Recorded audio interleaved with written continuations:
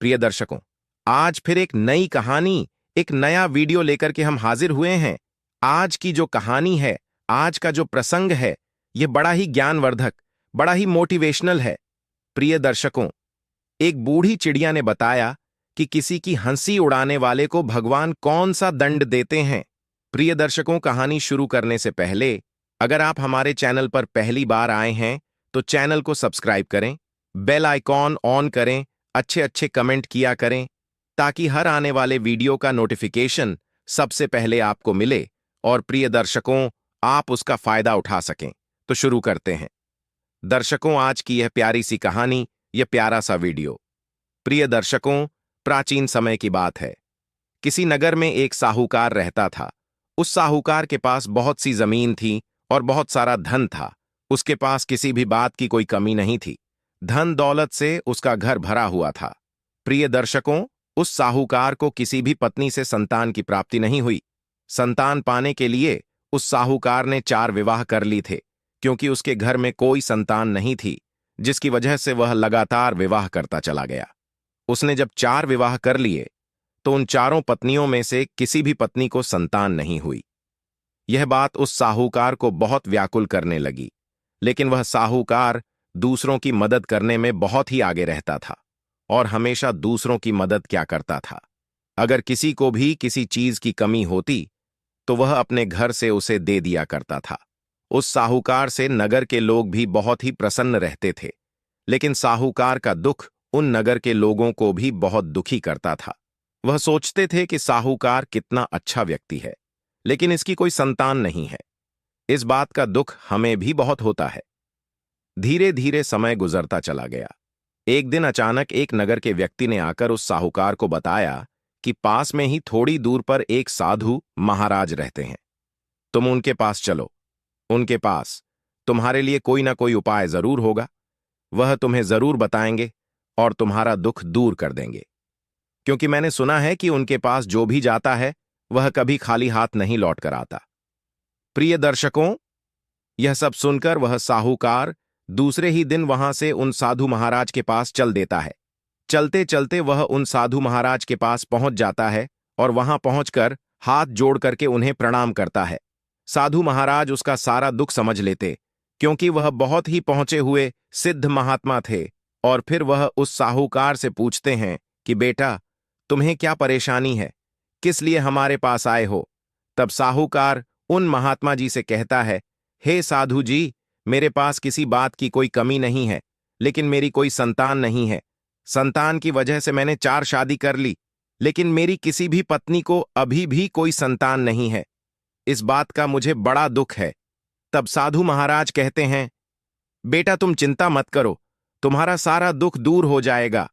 मैं तुम्हें एक सेब देता हूं। इस सेब के तुम 4 टुकड़े कर लेना। अपनी चारों पत्नियों को एक एक टुकड़ा दे देना और उसके बाद तुम्हारी चारों पत्नियां गर्भवती हो जाएंगी। प्रिय दर्शकों, अब तो साहूकार ने वैसा ही किया। साधु महाराज से सेब लाकर साहूकार ने उसके 4 टुकड़े किए और चारों पत्नियों को एक एक टुकड़ा दे दिया। सेब के टुकड़े लेकर उसकी जो 3 बड़ी पत्नियां थीं, वह अपना अपना सेब तुरंत खा लेती है, लेकिन उसकी जो छोटी पत्नी थी वह सेब को अपने घर में रख देती है और सोचती है, पहले मैं घर का काम निपटा लूं, उसके बाद यह सेब खा लूंगी। ऐसा विचार करके वह काम करने के लिए घर में चली जाती है। इतने में कहीं से एक बूढ़ी चिड़िया उड़ती हुई आ जाती है और वह सेब को झूठा करके उड़ जाती है। जब वह स्त्री नहा धोकर आती है तो वह उस सेब को खा लेती है और कुछ ही दिनों में साहूकार की चारों पत्नियां गर्भ धारण कर लेती हैं।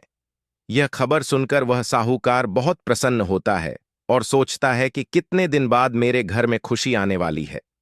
धीरे धीरे ऐसे ही उन चारों का समय पूरा हुआ और उन चारों स्त्रियों ने एक एक बेटे को जन्म दिया। प्रिय दर्शकों, साहूकार की जो पहली, दूसरी और तीसरी पत्नी थी, उन्होंने तो बहुत ही सुंदर सुंदर बेटों को जन्म दिया, लेकिन जो छोटी पत्नी थी उसने एक अजीब बच्चे को जन्म दिया। वह लड़का एक बूढ़ी चिड़िया के आकार का था। यह सब देख करके वह साहूकार बहुत दुखी हुआ। वह अपने चौथे बच्चे को देखकर घबराकर उन साधु महाराज के पास पहुंचा और कहता, हे स्वामी जी, मेरी 3 पत्नियों ने तो बहुत सुंदर सुंदर 3 बच्चों को जन्म दिया है, लेकिन मेरी चौथी पत्नी ने एक बूढ़ी चिड़िया की तरह दिखने वाले बेटे को जन्म दिया है। दिखने में तो वह लड़का ही है, लेकिन उसका आकार एक बूढ़ी चिड़िया की तरह है। प्रिय दर्शकों, साहूकार की बात सुनकर साधु महाराज भी आश्चर्य में पड़ गए कि ऐसा कैसे हो गया। फिर साधु महाराज ने अपनी दिव्य दृष्टि से देखा तो सारा रहस्य जान गए। उन्होंने साहूकार को बताया कि तुम्हारे घर में बूढ़ी चिड़िया जैसा बेटा इसलिए आया है क्योंकि तुम्हारी छोटी पत्नी ने बूढ़ी चिड़िया का झूठा सेव खाया है। अब इसमें मैं कुछ कर तो नहीं सकता, लेकिन तुम चिंता मत करो। तुम्हारा यह बेटा बुद्धि में बहुत तेज होगा और आगे चलकर वह बहुत ही सुंदर और गुणवान बन जाएगा। प्रिय दर्शकों, साहूकार ने सोचा, चलो कोई बात नहीं है, जैसा भी है मेरा बेटा है। 3 बेटे तो मेरे कम से कम ठीक ठाक है ही। ये सब विचार करके वह वहां से अपने घर आ जाता है। फिर उन चारों पुत्र का नामकरण करवाता है। कुछ दिन बाद जब उनके बच्चे धीरे धीरे बड़े होने लगते हैं तो साहूकार की चारों पत्नियों में आपस में झगड़ा होने लगता है। साहूकार की जो छोटी पत्नी थी वह बड़ी ही सीधे स्वभाव की थी, लेकिन बड़ी वाली तीनों बड़ी घमंडी थी।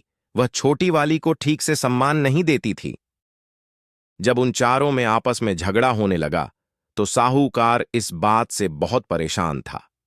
दर्शकों, साहूकार की वह तीनों बड़ी पत्नियां छोटी वाली के बेटे को अपने पुत्रों के साथ नहीं खेलने देती थीं और अपने पुत्रों के अंदर उस बूढ़ी चिड़िया के प्रति बहुत ही घृणा भरती रहती थी। उनके बच्चे भी उस बूढ़ी चिड़िया से घृणा करते थे। एक दिन साहूकार ने विचार किया कि मेरे पास धन की तो कोई कमी नहीं है, क्यों ना मैं अपनी चारों पत्नियों के लिए अलग अलग मकान बनवा दूं। दर्शकों, वैसा ही हुआ। साहूकार ने चारों के लिए अलग अलग मकान बनवा दिए और वह चारों पत्नियां अलग अलग मकानों में रहने लगी।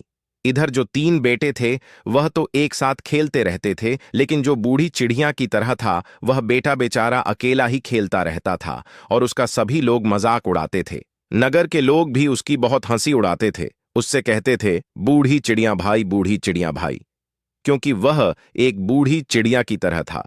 उसे कभी भी उसके नाम से नहीं पुकारा जाता था, लेकिन वह कभी इस बात से दुखी भी नहीं होता था।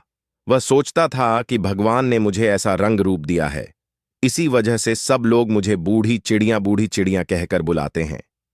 धीरे धीरे वक्त गुजरता चला गया। समय के साथ साहूकार के चारों बेटे जवान हो जाते हैं। तभी साहूकार विचार करता है कि क्यों ना मैं अपने तीनों बेटों को धन कमाने के लिए शहर भेज दूं। प्रिय दर्शकों, साहूकार ने वैसा ही किया। उसने अपने तीनों बेटों को अपने पास बुलाया और उन तीनों से कहा कि बेटा, अब तुम बड़े हो गए हो, कुछ ही दिन बाद तुम्हारा विवाह हो जाएगा, इसलिए तुम पहले मुझे कुछ धन कमा कर दिखाओ। मैं देखना चाहता हूं कि तुम्हारे अंदर कितनी बुद्धि है। प्रिय दर्शकों, अपने पिता की बात मानकर वह तीनों बेटे शहर के लिए चल देते हैं। साहूकार उन्हें बड़े प्रेम से विदा करता है। जब यह बात उस बूढ़ी चिड़िया को पता चलती है तो वह भी अपने पिताजी के पास आता है और कहता है, पिताजी, मैं भी धन कमाने के लिए शहर जाना चाहता हूं, मैं भी कमा करके धन लाऊंगा। यह बात सुनकर वह साहूकार कहने लगा कि बेटे, तुम अभी बहुत छोटे हो, तुम्हारा आकार बहुत छोटा है। अगर तुम कहीं बाहर जाओगे तो सब लोग तुम्हारा मजाक उड़ाएंगे और तुम कुछ काम नहीं कर पाओगे। प्रिय दर्शकों, लेकिन वह इस बात को मानने को तैयार नहीं हुआ। बूढ़ी चिड़िया कहता है कि हे पिताजी, मैं भी बड़ा हो गया हूं, मैं बाहर धन कमाने जाऊंगा, मेरा आकार छोटा है, इससे क्या फर्क पड़ता है, लेकिन मैं धन कमाकर तो ले ही आऊंगा। अपने बेटे की जिद के आगे वह साहूकार झुक गया और अपने सबसे छोटे बेटे को उसने जाने की आज्ञा दे दी। अपने पिता से आज्ञा पाने के बाद छोटा बेटा भी कमाने के लिए निकल पड़ा, लेकिन उससे पहले उसके तीनों भाई वहां से जा चुके थे। अब वह बूढ़ी चिड़िया अकेला ही रास्ते में चलने लगा। कुछ ही दूर चलने पर उसकी नजर अपने तीनों भाइयों पर पड़ती है और वह जल्दी जल्दी अपने भाइयों के पास पहुंच जाता है। चलते चलते रास्ते में उन तीनों भाइयों को प्यास लगने लगी। तभी वह सोचने लगते हैं कि कहीं पानी मिल जाता तो अच्छा होता। इतने में उन्हें एक नारियल का पेड़ दिखाई देता है जो कि बहुत ऊंचा था। उन्होंने सोचा कि इस पेड़ पर हम चढ़ना नहीं जानते, लेकिन अगर हमारी बूढ़ी चिड़िया भाई होता तो वह नारियल तोड़कर हमें पानी जरूर पिला देता। वह तीनों यह बात कह ही रहे थे कि पीछे से वह बूढ़ी चिड़िया कहने लगा, भाई तुम चिंता मत करो, मैं भी यही हूं तुम्हारे पीछे। प्रिय दर्शकों, उसे देख करके वह तीनों प्रसन्न हो जाते हैं और कहते हैं कि हमें बहुत तेज प्यास लगी है, तुम हमें एक नारियल का पानी तोड़कर पिला दो। बूढ़ी चिड़िया ने कहा, अरे भाई, ये कितनी ही बड़ी बात है, अभी लो। इतना कहकर वह तुरंत ही पेड़ पर चढ़ जाता है, उन तीनों को नारियल पानी देता है। पानी पीने के बाद वह तीनों आराम से वहीं पर लेट जाते हैं और आपस में चुपचाप बातें करते हैं। कहते हैं, भाई हम अभी सोने का नाटक करेंगे और जब यह बूढ़ी चिड़िया सो जाएगा तब हमें यहां से चुपचाप निकल जाना होगा। हम इस आफत को अपने साथ नहीं रख सकते। शहर में कोई पूछेगा ये कौन है, तो हमें कहना पड़ेगा कि ये हमारा भाई है। सब लोग हम पर हंसेंगे, इसलिए अपने साथ इसे शहर ले जाना ठीक नहीं है। हम तो इसे वैसे भी पसंद नहीं करते। ऐसी बातें करने के बाद में बीच वाला भाई बोला कि बूढ़ी चिड़िया भाई थोड़ी देर आराम कर लो और सो जाओ, फिर उसके बाद हम चारों साथ चलेंगे। उनके भाइयों की बातों पर भरोसा करके वह बेचारा बूढ़ी चिड़िया वहीं पर सो जाता है, लेकिन वह तीनों बड़े भाई उसे सोता हुआ छोड़कर वहां से चले गए और वह अकेला सोता रह गया। थोड़ी देर बाद जब उस बूढ़ी चिड़िया की आंख खुली तो उसने देखा कि मेरे तीनों भाई यहां से जा चुके हैं, तो उसे बहुत रोना आया और वह रोने लगता है। थोड़ी देर बाद वह सोचता है कि मुझे इस तरह हिम्मत नहीं हारना चाहिए, मुझे भी धन कमाकर पिताजी को दिखाना है। अगर मैं ऐसे ही हार गया तो मेरे शहर आने का क्या फायदा होगा। यही विचार करके वह भी शहर की तरफ चल देता है और वह शहर में पहुंच जाता है। इधर उन तीनों को तो बहुत ही अच्छी अच्छी नौकरी मिल जाती है, लेकिन उस बेचारे बूढ़ी चिड़िया भाई को कहीं भी नौकरी नहीं मिलती है। वह जहां भी जाता है उसका मजाक बनता है और मजाक के बाद उसे घर से निकाल दिया जाता है। वह बूढ़ी चिड़िया बहुत ही परेशान होने लगी और सोचने लगी कि भगवान ने मुझे यह कैसा बना दिया जिसकी वजह से मुझे इतने दुख देखने पड़ रहे हैं। धीरे धीरे 3-4 दिन बीत जाते हैं। वह एक दिन एक सेठ के घर जाती है और सेठ से कहती है कि मुझे आप अपने काम पर रख लो। वह सेठ पूछने लगा कि आप अपने काम के लिए कितने रुपए लोगे। तभी वह कहने लगी कि नहीं नहीं भाई, मुझे कोई रुपए नहीं चाहिए, केवल अपने काम पर रख लो। प्रिय दर्शकों, वह सेठ भी बहुत कंजूस था। उसने सोचा मुफ्त का मौका मिल रहा है तो इसमें क्या बुराई है, इसे काम पर रख लेते हैं। तभी वह सेठ उस बूढ़ी चिड़िया को रख लेता है और कहता है कि तुम्हारा काम कुछ भी नहीं है, सिर्फ मेरे पुत्र की देखरेख करनी है, क्योंकि मेरी पत्नी उसे बहुत छोटा छोड़कर पहले ही मर चुकी है और एक छोटे से बच्चे को मुझ पर छोड़ गई। बूढ़ी चिड़िया ने कहा, भाई ठीक है, मैं आपके बच्चे की देखभाल करती रहूंगी। यह सुनकर वह सेठ बहुत प्रसन्न हुआ। उसने सोचा, चलो ठीक है, अब मैं अपना व्यापार अच्छे से करूंगा। अब वह अपने व्यापार में जुट जाता है। इधर वह बूढ़ी चिड़िया उसके बच्चे की देखभाल करती है। प्रिय दर्शकों, उस सेठ का बच्चा इतना शैतान था कि वह किसी भी नौकर को ज्यादा दिन वहां पर रुकने नहीं देता था। उसने इस बूढ़ी चिड़िया को इतना भगाया कि बेचारी ऊपर से आकर नीचे गिर पड़ी। जब सेठ अपने काम से वापस आया तो उसने बच्चे की शिकायत सेठ से की। अपने बच्चे को तो नहीं डांटा, उल्टा उसकी बातों पर हंसने लगा और ताली मारने लगा। कहने लगा, मेरा बच्चा बहुत शैतान है, यहां किसी नौकर को रुकने नहीं देता है। पता नहीं कितने नौकर आए और चले गए। इसने किसी का पैर तोड़ा तो किसी का हाथ तोड़ा, किसी भी नौकर को यहां पर ठहरने नहीं दिया, और तुम इसकी शिकायत मुझसे कर रहे हो। अगर तुमसे यह जिम्मेदारी नहीं उठाई जा रही है तो ठीक है, तुम चले जाओ। दर्शकों, उस सेठ की बात सुनकर बूढ़ी चिड़िया को क्रोध तो बहुत आया।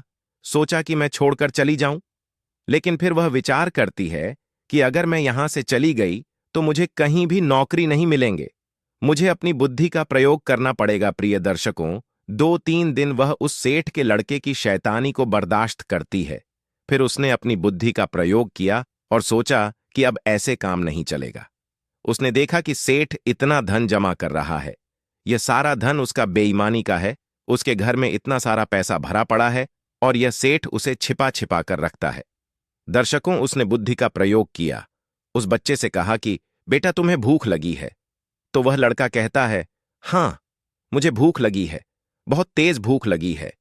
तो बूढ़ी चिड़िया कहती है कि मैं तुम्हें खाना नहीं दूंगी, ऐसे ही भूखे रहो। तभी वह लड़का बोला कि आप मुझे खाना क्यों नहीं दोगी? तब वह कहने लगी, अगर तुम खाना खाओगे तो फिर पानी नहीं पियोगे, और पानी पियोगे तो खाना नहीं खाओगे, नहीं तो मैं तुम्हें बहुत मारूंगी। अभी तो तुम्हारे पिताजी भी घर पर नहीं हैं। अब लड़का उससे डरने लगा और कहता है कि नहीं नहीं, मुझे खाना दे दो, बहुत तेज भूख लगी है। तब वह कहने लगी, तुम परेशान तो नहीं करोगे? तो उस लड़के ने कहा, नहीं, मैं बहुत ही शांत रहूंगा और तुम्हें परेशान भी नहीं करूंगा। यह सुनकर बूढ़ी चिड़िया कहने लगी, तो ठीक है, लेकिन पहले तुम्हें मेरे प्रश्न का जवाब देना होगा। तुम यह बताओ कि तुम्हारे पिताजी धन को कहां कहां पर छुपा कर रखते हैं।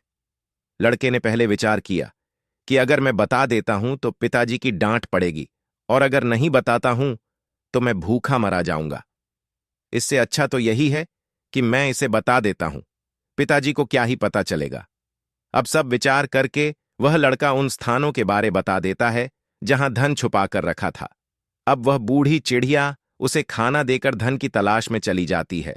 फिर वह धन की जगह पर पहुंच जाती है जहां पर सेठ ने धन छुपा कर रखा था। उस घड़े हुए धन में से बूढ़ी चिड़िया ने सोने चांदी के सिक्के निकाल लिए, हीरे मोती के कीमती हार भी निकाल लिए, और उसके बाद उन्होंने उन्हें आटे में मिलाकर रख दिया। प्रिय दर्शकों, उस सेठ के यहां एक घोड़ी पली हुई थी। वह सेठ घोड़ी की ठीक से देखभाल नहीं करता था। बेचारी घोड़ी बहुत कमजोर हो गई थी। बूढ़ी चिड़िया उस आटे को ले जाकर उस घोड़ी के आगे डाल देती है। घोड़ी सारा आटा खा लेती है और हीरे के हारों को भी खा जाती है। प्रिय दर्शकों, इस प्रकार उसने बहुत सारा धन उस घोड़ी को खिला दिया। अब बूढ़ी चिड़िया सोचने लगी, मैं उस बेईमानी सेठ का बहुत सारा धन चुराकर यहां से ले जाऊंगी। इस धन से मैं बहुत कुछ कर लूंगी। दर्शकों, ऐसा विचार करके वह सेठ से कहती है कि सेठ जी, अब मैं अपने घर जाना चाहती हूं। मुझे बहुत समय हो गया है। मेरी मां मुझे याद कर रही होगी। लड़के की ऐसी बातें सुनकर सेठ कहने लगा, ठीक है, लेकिन तुम्हारे बिना मुझे जरा भी अच्छा नहीं लगेगा। चलो कोई बात नहीं, बताओ तुम्हें क्या चाहिए। जो भी चाहिए हो तुम मुझे बता दो। तभी वह कहने लगी कि सेठ जी, मुझे कुछ नहीं चाहिए, सिर्फ वह घोड़ी मुझे दे दो जिसकी आप अच्छे से देखभाल नहीं करते हो। मैं इसकी अच्छे से देखभाल करती रहूंगी। यह बेचारी यहां पूरे दिन एक तरफ खड़ी रहती है। सेठ जी ने मन में सोचा, कितना मूर्ख है, इसने मांगा भी। तो क्या मांगा? एक कमजोर सी घोड़ी। सेठ बोला, तुझे घोड़ी की जरूरत है तो ले जा, वैसे भी मैं इसकी देखभाल नहीं करता हूं। प्रिय दर्शक, अब बूढ़ी चिड़िया उस घोड़ी को लेकर चल देती है। फिर वह सोचती है कि क्यों ना मैं पहले अपने भाइयों को ढूंढ लूं, उसके बाद नगर में चलूंगी। अब तो वह अपने भाइयों के पास जाती है और अपने भाई से कहती है कि भैया, बहुत दिन हो गए हैं, अब हमें नगर लौटना चाहिए। प्रिय दर्शकों, अपने छोटे भाई की बात मानकर वह तीनों भी अपने मालिक से आज्ञा लेकर धन लेकर लौटने लगते हैं।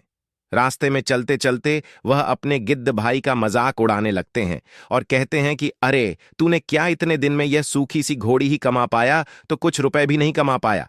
फिर तू यहां आया ही क्यों था? दर्शकों, बूढ़ी चिड़िया अपने भाइयों की बातों का बुरा नहीं मानती थी। वह अपने रास्ते में चलती रही।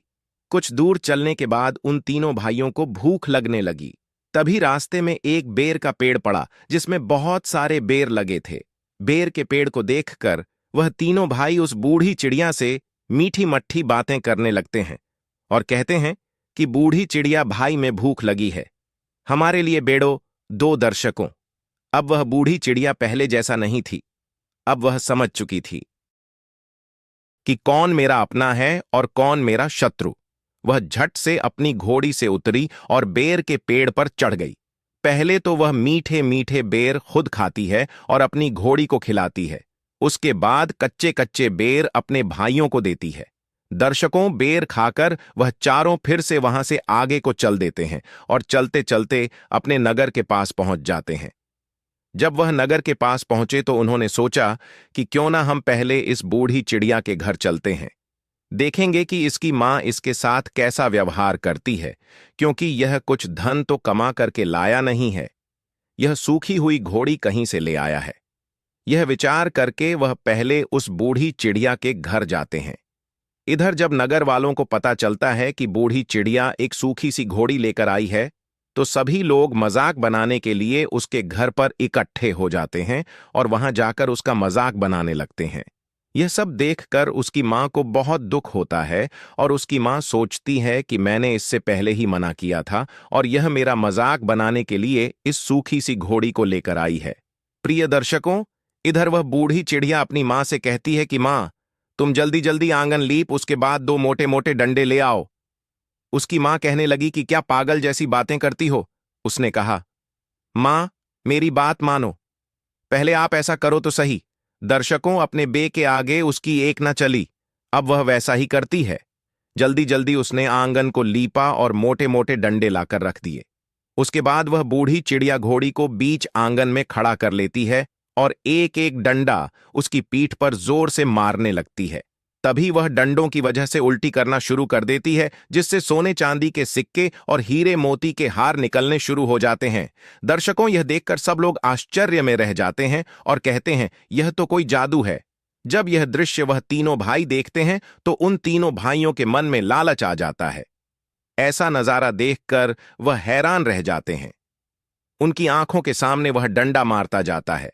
वैसे ही घोड़ी के पेट से सोने के सिक्के और हीरे मोती निकल आते हैं। फिर उसकी मां सब कुछ बटोरकर अपने घर में रख लेती है। तब वह तीनों भाई उस बूढ़ी चिड़िया के पास जाते हैं और कहते हैं, भैया, क्या आप अपनी घोड़ी बेचो? अपने भाइयों की बात सुनकर बूढ़ी चिड़िया कहती है, यह घोड़ी मैं तुम्हें दे तो दूंगी, लेकिन इसके बदले में जो धन तुम कमा कर लाए हो वह सारा धन तुम्हें मुझे देना होगा। प्रिय दर्शकों, वह तीनों भाई बिना सोचे समझे बोल देते हैं, ठीक है, हम तुम्हें सारा धन देने के लिए तैयार हैं। वह तीनों सोचने लगे कि जितना धन हम कमाकर नहीं लाए हैं उससे ज्यादा धन तो हम इस घोड़ी से निकाल लेंगे। यह सब विचार करके वह तीनों अपना अपना धन उस बूढ़ी चिड़िया को दे जाते हैं और उस घोड़ी को लेकर अपने घर पहुंच जाते हैं। इधर यह बात तो पूरे नगर में फैल चुकी थी कि बूढ़ी चिड़िया भाई एक घोड़ी को लेकर आई है जो कि चमत्कारी घोड़ी है। सब लोग उस घोड़ी को देखने के लिए आते हैं। इधर उन तीनों की मां ने पहले से ही आंगन को लीप रखा था। उन तीनों ने अपनी माताओं से कहा कि मोटे मोटे डंडे लेकर आओ। वह तीनों मोटे मोटे डंडे लाकर अपने बेटे को देती है। तभी वह तीनों उन मोटे मोटे डंडों से उस घोड़ी को पीटने लगते हैं और वह घोड़ी जैसे ही उल्टी करती है तो एक सिक्का निकल आता है। उसे देखकर वह सोचते हैं कि यह वाकई में जादुई घोड़ी है। फिर तो वह तीनों उस घोड़ी की पीठ पर डंडे बरसाने लगते हैं, लेकिन उस घोड़ी से एक भी सिक्का और नहीं निकला। उन्होंने डंडे मार मार कर घोड़ी को अधमरा कर दिया, लेकिन कोई भी धन उससे नहीं निकला।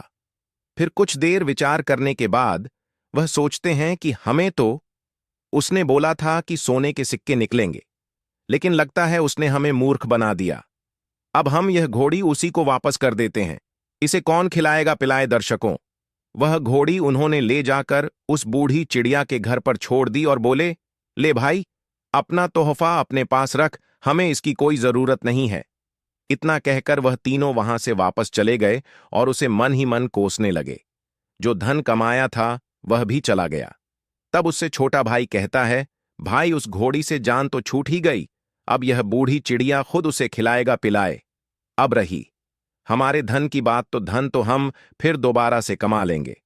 ऐसा विचार करके वह तीनों मन में तसल्ली कर लेते हैं। प्रिय दर्शकों, धीरे धीरे कुछ समय और निकलता है।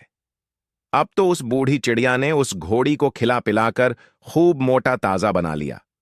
अब वह जहां भी जाती थी तो उस घोड़ी को साथ लेकर जाती थी। नगर वाले उसे देख देख कर उसका खूब मजाक बनाते थे, बूढ़ी चिड़िया और उसका परिवार। लेकिन वह किसी की भी परवाह नहीं करता था। उधर साहूकार को अपने बेटों की शादियों की चिंता होने लगी। सोचने लगा कि क्यों ना मैं इन तीनों का विवाह कर दूं। छोटा बालक तो गिद्ध की तरह दिखता है, उससे तो कोई विवाह करेगा नहीं, लेकिन इन तीनों का विवाह तो कर ही देता हूं। दर्शकों, साहूकार ने ही किया। उन तीनों के लिए अच्छी अच्छी लड़कियों को देखकर साहूकार ने अपने 3 बेटों का विवाह कर दिया। अब बस एक वह बूढ़ी चिड़िया रह गई थी। साहूकार उस बूढ़ी चिड़िया को लेकर भी चिंतित रहता था। सोचता था कि कहीं से अगर अच्छा रिश्ता मिल जाता तो मेरे इस बेटे का भी विवाह हो जाता, लेकिन ऐसा कौन करेगा? यह सब विचार करके वह साहूकार बहुत ही दुखी होता है। इधर उस बूढ़ी चिड़िया की मां भी बहुत कमजोर हो चुकी थी। बुढ़ापा आ चुका था, अब उससे ज्यादा काम भी नहीं होता था। वह बीमारियों से डर गई थी। पहले तो वह सारा काम कर लेती थी, लेकिन अब उससे काम नहीं होता है। उधर वह तीनों पत्नियां आराम से बैठकर खा रही थी, क्योंकि उनके बेटों की बहुएं आ चुकी थीं। इसलिए साहूकार की तीनों बड़ी पत्नियों की तो जिंदगी आराम से कट रही थी। लेकिन छोटी पत्नी की जिंदगी बहुत मुश्किल भरी थी। वह सोचती थी कि कहीं से मेरे बेटे का विवाह हो जाता तो मैं भी परेशानी से मुक्त हो जाती। प्रिय दर्शकों, ऐसा विचार करके वह भी बहुत दुखी होती है। एक दिन की बात है, उस बूढ़ी चिड़िया की मां को बुखार आ गया और बुखार आने की वजह से उसे बिल्कुल भी उठा नहीं गया। तब बूढ़ी चिड़िया ने उल्टा सीधा खाना बनाया और उसके बाद स्वयं खाया और अपनी मां को भी खिलाया। एक दिन बूढ़ी चिड़िया अपने बड़े भाइयों के घर पर खाना मांगने के लिए गया तो उन्होंने उसे वहां से भगा दिया। वह तीनों तो उससे पहले से ही जलते थे, उसे एक आंख भी नहीं देखते थे। तब उसने खुद ही खाना बनाकर अपनी मां को खिलाया और खुद भी वहीं खाना खा लिया। उसकी मां अब तो ठीक होने का नाम ही नहीं ले रही थी। अब वह दिन रात चारपाई पर पड़ी रहती थी, क्योंकि उसके शरीर में बिल्कुल शक्ति नहीं थी जिससे वह उठकर खड़ी हो जाती। अब सारा काम वह बूढ़ी चिड़िया ही करता था। धीरे धीरे ऐसे ही दिन गुजरते गए। एक दिन की बात है, बूढ़ी चिड़िया भाई सो रहा था कि उसने कुछ खटपट की आवाज सुनी। उसने सोचा कि लगता है आज हमारे घर में चोर घुस आए हैं। ऐसा विचार करके वह अपने पूरे घर में देखता है, लेकिन वहां कोई नहीं था। तभी उसने विचार किया कि शायद मेरा भ्रम होगा। यह विचार करके वह सो जाता है। जब उसकी सुबह आंख खुलती है तो उसने देखा सारा घर साफ सुथरा है। रसोई घर में भोजन बना हुआ रखा है। यह सब देखकर वह हैरान रह जाता है और सोचता है कि यह सब किसने किया होगा, लेकिन उसे खुशी भी बहुत होती है। उसने सोचा पहले भूख लगी है, खाना खा लेता हूं, उसके बाद देखूंगा। फिर उसने खाना अपनी मां को खिलाया और खुद खाया। उसके बाद आराम से रहने लगा। धीरे धीरे ऐसा होता 4-5 दिन बीत गए। उसने सोचा आखिरकार ऐसा करता कौन है, आज मैं इस बात का पता जरूर लगाऊंगा। यह सब विचार करके बूढ़ी चिड़िया उस रात को सोया ही नहीं। वह आधी रात का इंतजार करने लगा।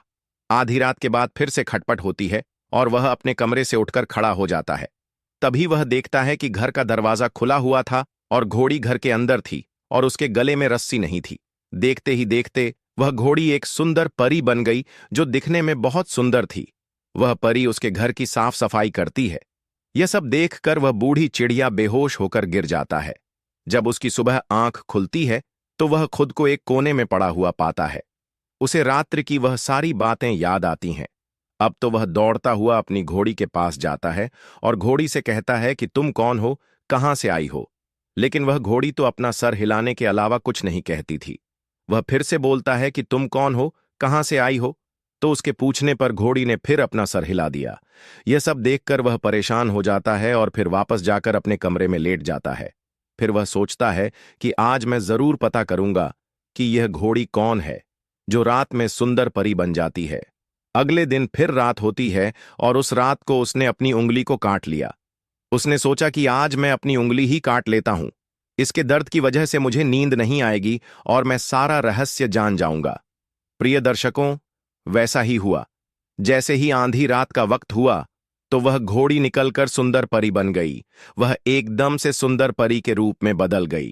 तभी उसने पूरा घर साफ कर दिया और रसोई घर में खाना बना दिया। जब वह अंदर जाने को हुई, वैसे ही बूढ़ी चिड़िया ने उसका हाथ पकड़ लिया और उससे कहने लगा कि अब तो मुझे बताकर जाओ कि तुम कौन हो, तुम घोड़ी कैसे बन जाती हो, अगर तुम घोड़ी हो तो स्त्री कैसे बनती हो। बूढ़ी चिड़िया की बात सुनकर वह कुछ देर तो शांत रही। फिर वह कहने लगी कि मैं एक परी हूं और परलोक से आई हूं।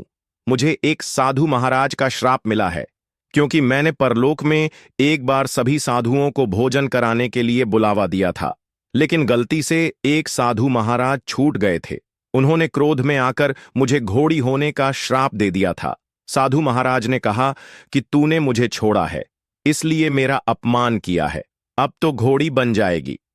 यह श्राप सुनकर मैं उनके पैरों में गिर गई, रोने लगी, क्षमा मांगने लगी, उनके सामने गिड़गिड़ा लगी, माफी मांगने लगी तो उन्हें मुझ पर दया आ गई। उन्होंने कहा, बेटा, तुम रात में अपने रूप में आ सकती हो, लेकिन तुम दिन में घोड़ी ही बनकर रहोगी और तुम्हें अपना जीवन ऐसे ही यापन करना होगा। मैं उन साधु महाराज से कहने लगी, हे महात्मा जी, कुछ तो उपाय करिए जिससे मैं पुनः अपने रूप में आ जाऊं। तभी उन्होंने बताया कि एक उपाय है जो परिलोक में राक्षस है। अगर तुम उसे हरा दोगी तो तुम पुनः अपने रूप में आ सकती हो। इस वजह से मैं पृथ्वी लोक पर आ गई। क्योंकि उस राक्षस से लड़ने की मेरी शक्ति नहीं थी, इसलिए पृथ्वी लोक पर चली आई। मैं सोच रही थी कि मुझे ऐसा कोई व्यक्ति मिल जाए जिसकी मदद से मैं उस राक्षस को पराजित कर सकूं। बूढ़ी चिड़िया कहने लगा, मैं तुम्हारी मदद कर सकता हूं। मैं बुद्धि से उसे हराने का प्रयास करूंगा। तभी वह परी कहने लगी, तो ठीक है, कल रात को तुम इसी समय यहां आ जाना, और जब मैं अपने परी रूप में आ जाऊं तो मैं तुम्हें वहां पर ले चलूंगी, क्योंकि दिन मैं तुम्हें घोड़ी ही बनकर रहती हूं। यह सब कहकर वह फिर से अपने घोड़ी रूप में आ जाती है, और वह बूढ़ी चिड़िया भाई अपने कमरे में जाकर लेट जाता है। बूढ़ी चिड़िया विचार करता है कि मैंने उस परी से कह तो दिया, लेकिन मैं उस राक्षस से सामना कैसे करूंगा। विचार करते करते वह सो जाता है। अगला दिन होता है तो वह विचार करता रहता है कि मैं उसका सामना कैसे करूंगा। धीरे धीरे फिर से शाम का वक्त आ जाता है और रात हो जाती है। फिर वह कुछ हथियार अपने थैले में रखता है और थैला ने कंधे पर टांग कर परी के साथ परीलोक में जाता है। जब वह परीलोक में पहुंचता है तो उसने उस राक्षस के सामने जाने का प्रयास किया। राक्षस ने जब बूढ़ी चिड़िया भाई को देखा तो उसने सोचा कि यह कोई विचित्र प्राणी लगता है। जरूर यह मुझसे ज्यादा ताकतवर होगा, क्योंकि आज तक किसी की हिम्मत नहीं हुई मेरे पास आने की, और यह विचित्र प्राणी मेरे पास आ गया है। वह राक्षस ऐसा विचार करके अपना प्रहार करता है। तभी बूढ़ी चिड़िया उड़ान भरता हुआ उस राक्षस के सीने पर जाकर बैठ जाता है। उसके बाद वह अपने थैले से कुछ हथियार निकालकर राक्षस की आंखों में मार देता है, जिससे राक्षस को बहुत पीड़ा होती है। उसके बाद वह अपने हथियारों से राक्षस का वध कर देता है। राक्षस से युद्ध करते करते बूढ़ी चिड़िया को चोट लग जाती है। वह घायल हो जाता है और वह वहीं पर मूर्छित होकर गिर जाता है। इधर जब उसकी आंख खुलती है तो वह देखता है कि वह एक सुंदर से स्थान पर लेटा है जहां चारों ओर परी ही परी खड़ी थी। तभी वह पूछने लगता है कि मैं ठीक कैसे हो गया, मुझे तो चोट लगी थी। तब परी बताती है कि तुम ठीक हो गए, हम लोगों ने तुम्हें ठीक कर दिया है। तो बूढ़ी चिड़िया कहता है, हे परियों, अब तुम मुझे पृथ्वी लोक पर छोड़ दो। तभी वह परी कहती है, ठीक है, मैं तुम्हें पृथ्वी पर छोड़ने चलूंगी। लेकिन इतने में ही देखते देखते वह बूढ़ी चिड़िया सुंदर राजकुमार बन जाता है और उसे कुछ अपने पूर्व जन्म की याद आने लगती है। यह सब देखकर वह परी भी आश्चर्यचकित रह जाती है और कहती है कि तुम तो एक सुंदर युवक बन गए हो, यह कैसे हुआ। तब वह बूढ़ी चिड़िया बताता है कि मुझे पूर्व जन्म की याद आ रही है। पिछले जन्म में मैं एक राजकुमार था जो कि बहुत ही बदमाश था। मैंने एक बूढ़ी चिड़िया को मार दिया था, जिसकी वजह से मुझे उस बूढ़ी चिड़िया ने श्राप दिया था कि मैं भी एक बूढ़ी चिड़िया बन जाऊंगा और मुझे भी बहुत ज्यादा दुख मिलेगा। जब मैं उससे गिड़गिड़ा और मैंने क्षमा मांगी तो फिर उसने मुझे बूढ़ी चिड़िया के शरीर से मुक्त होने का उपाय भी बताया। उसने कहा कि तुमसे एक परी मदद मांगने आएगी, अगर तुम उसकी सहायता कर दोगे तो तुम फिर से सुंदर युवक बन जाओगे। बूढ़ी चिड़िया की कहानी सुनकर वह परी बहुत प्रसन्न हो जाती है। वह परी बूढ़ी चिड़िया से विवाह कर लेती है और परी लोक की अपनी सारी शक्तियां को त्याग देती हैं। फिर उसके बाद वह दोनों पृथ्वी लोक पर आते हैं। इधर जब उसकी मां सुंदर पुत्र और बहू को देखती है तो बहुत खुश होती है। प्रिय दर्शकों, सारे नगर में यह बात फैल गई कि बूढ़ी चिड़िया भाई बहुत सुंदर युवक बन गया है। अब तो उसे देखने के लिए पूरा नगर एकत्रित हो गया और उसे देखने आया। उसकी नगर में वाह वाह होने लगी। इधर जब यह बात उन तीनों भाइयों को पता चलती है तो वह मन ही मन बहुत जलते हैं, शर्मिंदा होते हैं, क्योंकि अब उसकी बहुत ही सुंदर पत्नी थी और वह खुद भी बहुत सुंदर हो चुका था। प्रिय दर्शकों, अब तो वह बूढ़ी चिड़िया नगर का प्रिय बन गया था, क्योंकि वह भी अपने पिता की तरह सबकी मदद करता था और किसी को भी अपने घर से खाली हाथ नहीं भेजता था। अब उसकी जिंदगी में खुशहाल आ गई थी। प्रिय दर्शकों, अंत में बूढ़ी चिड़िया बताता है कि हमें किसी के रंग रूप का मजाक नहीं उड़ाना चाहिए, न किसी से घृणा करना चाहिए। ईश्वर ने जिसे जैसा बनाकर भेजा है वह अच्छा ही होता है। यदि हम किसी की निंदा करते हैं, किसी के रूप की हंसी उड़ाते हैं, किसी को अपने रूप, गुण और बल में हीन समझते हैं, तो ईश्वर ऐसे लोगों को दंडित करते हैं, क्योंकि ऐसे लोगों के साथ ईश्वर की विशेष कृपा जुड़ी होती है। जो कुरूप होते हैं, अंगहीन होते हैं, उनकी हंसी उड़ाने वाले को ईश्वर दंड जरूर देता है। सब अपने अपने कर्मों का भोग भोगने के लिए आते हैं। अगर हम किसी का मजाक उड़ाते हैं तो हमें भी अगले जन्म में मजाक का पात्र बनना पड़ता है। ऐसे न जाने कितने प्रमाण हैं जो किसी का अपमान करने के कारण पशु पक्षी बन गए। ईश्वर ने आपको सुंदर बनाया है, धनवान बनाया है, गुणवान बनाया है, तो किसी को नीचा दिखाने के लिए नहीं, बल्कि स्वयं को विकसित करने के लिए। जो लोग अपने ऐश्वर्य का दुरुपयोग करते हैं, उनसे उनका का ऐश्वर्य छीन लिया जाता है। प्रिय दर्शकों, इतनी बात वह बूढ़ी चिड़िया अंत में बताता है। तो प्रिय दर्शकों, हमारी आज की यह कहानी यहां समाप्त होती है। हम उम्मीद करते हैं कि आपको हमारी आज की यह कहानी, आज का यह वीडियो पसंद आया होगा और आप इससे ढेर सारी प्रेरणा लेंगे। मिलते हैं अगली ज्ञान चर्चा के साथ अगले वीडियो में। तब तक के लिए नमस्कार, धन्यवाद।